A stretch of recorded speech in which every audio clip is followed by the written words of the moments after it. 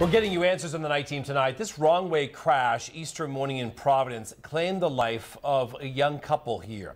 They left their 6-year-old daughter behind, and the wrong-way driver has been charged. For the past year, NBC 10 has been looking into this problem, and tonight we show you how Rhode Island is finally taking aggressive action, the first in New England, to stop wrong-way drivers in their tracks. The night team's RJ Heim is on special assignment. 10 wrong-way crashes in the past 7 years have caused 13 fatalities on Rhode Island highways.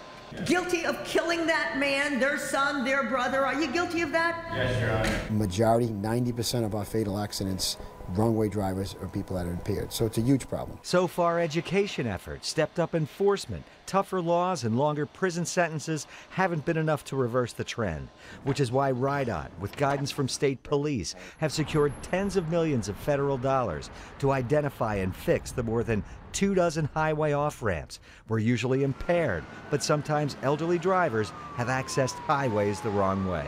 I personally have had sleepless nights over this very issue. We also go to the top of the National Transportation Safety Board in Washington, D.C. Sometimes the signs are confusing. A lot of times when the exits and the entrances are next to each other, people turn onto the wrong one, turn onto the exit instead of the entrance. In the very high-risk areas, we'll be looking to reconstruct and reconfigure the way the off-ramps come into the adjacent roadways so that it will make it either difficult or impossible for someone to maneuver physically into these. According to the NTSB, the fatality rate in wrong-way crashes is nearly 27 times higher than regular crashes. Now Rhode Island's taking the lead in New England to tackle the problem. Radar motion detection sensors are being installed at trouble spots that light up a series of wrong-way signs, sound an alarm, and notify DOT and state police. Is that enough?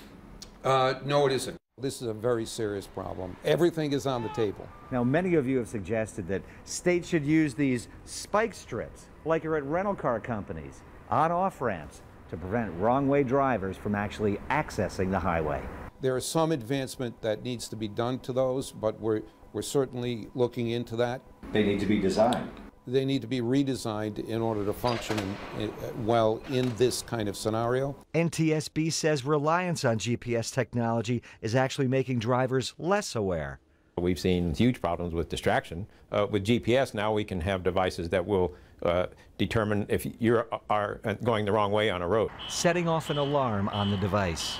Proponents for stiffer laws in Rhode Island want court-ordered ignition interlock systems, dashboard breathalyzers for first-time DUI offenders. Right now, it's at the 3rd DUI conviction. One of the toughest jobs for police officers is to notify families that their loved ones have been killed by wrong-way drivers. Horrifying is probably an understatement. What can you do?